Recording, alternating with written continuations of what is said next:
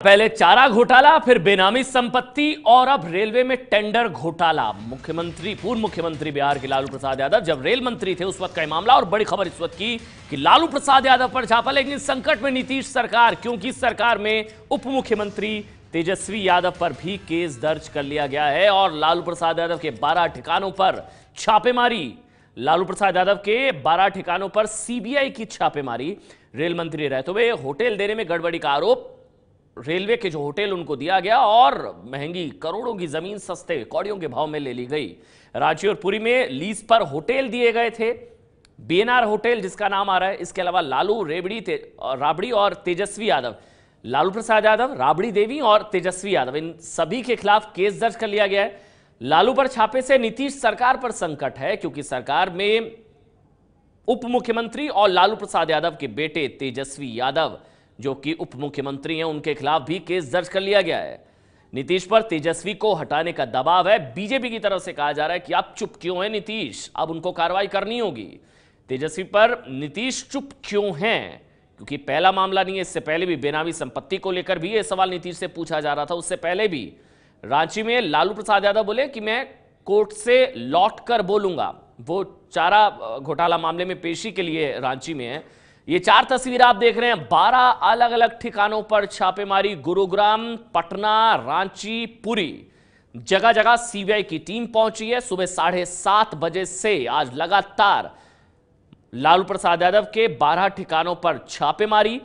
शिकंजा कसता नजर आ रहा है सीबीआई का, क्योंकि और कुल 7 लोग हैं जिनके खिलाफ 5 तारीख को यह मामला दर्ज किया गया है, एफआईआर दर्ज की गई है सीबीआई की तरफ से। और उसके बाद उसी सिलसिले में आज छापेमारी चल रही है। पटना में लालू प्रसाद यादव का जो घर है वहां पर, गुरुग्राम में जो प्रॉपर्टी है, रांची में जो होटल है बीएनआर होटल, पुरी का जो बीएनआर होटल है, चाणक्य होटल रांची। और कांग्रेस की भी प्रतिक्रिया आई है, क्योंकि कांग्रेस की प्रतिक्रिया इस लिहाज से है क्योंकि वहां पर गठबंधन की सरकार है, जेडीयू, आरजेडी और कांग्रेस की गठबंधन की सरकार। कांग्रेस कह रही है कि राजनीति इसके पीछे है, राजनीति से प्रेरित है पूरी कार्रवाई। अगर कहीं कोई दोषी है तो आप कार्रवाई कर सकते हैं, पर जब सरकार की कानून लागू करने वाली एजेंसियां भाजपा की पिट्ठू बन जाती हैं तो अपने आप में दुर्भावना को लेकर शंका नहीं, सच सामने दिखाई लगने लग देता है।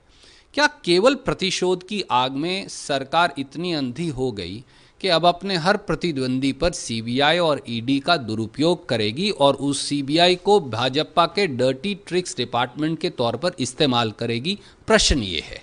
एक साधारण देश के नागरिक के तौर पर कुछ शंकाएं इस मामले को लेकर सामने मन में है। पहला, ये 2004 का मामला है, 2017 में दर्ज हुआ, यानी 13 साल के बाद। ऐसा क्यों? भारतीय जनता पार्टी की सरकार 3 साल से, 3.5 साल से क्यों चुप है? अब जब राष्ट्रपति का चुनाव है तो ही क्यों याद आई? इल्जाम यह है कि किसी होटल की लीज दे दी गई 2004 में, तो आज तक क्या रेलवे विभाग ने इसकी शिकायत की? जवाब नहीं। क्या उस होटल की लीज रेलवे ने कैंसिल की? जवाब नहीं। क्या उस होटल की प्रॉपर्टी का कब्जा रेलवे ने वापस ले लिया? जवाब नहीं। आज मुकदमा दर्ज हुआ है। ये मुकदमा नया नहीं, 14 वर्ष पुराना है। 14 साल बाद भी अगर कुछ गलत है तो जरूर कार्रवाई करिए, हम नहीं मना कर रहे, पर निष्पक्ष और न्यायपूर्वक तरीके से करिए, क्योंकि टेलीविजन स्टूडियो में या भाजपा के कार्यालय में किसी को निर्दोष या दोषी होने का निर्णय नहीं हो सकता। इसका निर्णय न्यायपालिका करेगी। दूसरा, तो कांग्रेस हमला बोल रही है कि यह प्रतिशोध की कार्रवाई है, मतलब बदले की कार्रवाई, वेंडेटा पॉलिटिक्स, बदले की कार्रवाई हो रही है। सरकार की भी प्रतिक्रिया है, मोदी सरकार की। शहरी विकास मंत्री जो हैं वेंकैया नायडू, वो कह रहे हैं कि कानून अपना काम कर रहा है। What is political vendetta? Where is BJP in this? I am not able to understand. Do you mean to say that anybody against whom any charge is there, that should not be inquired at all? The cases against Lalu Prasad ji are not by our government. They are there even earlier also. The government which was supporting also. The parties with whom is having a coalition also. The law is taking its own course. The government or the party has no role in it. Let me make it very clear. Instead of facing the charges and answering the charges, making political allegation against the government and the BJP has become a fashion with some of these opposition parties. I don't connect it with that decision of Nitish Kumar. Nitish Kumar is a very wise man, knowledgeable person, matured person. He knows what to do and how to act and all. I don't link this with Nitish Kumar. I don't want to join it with political developments that are taking place in the country. This is CBI is doing its duty.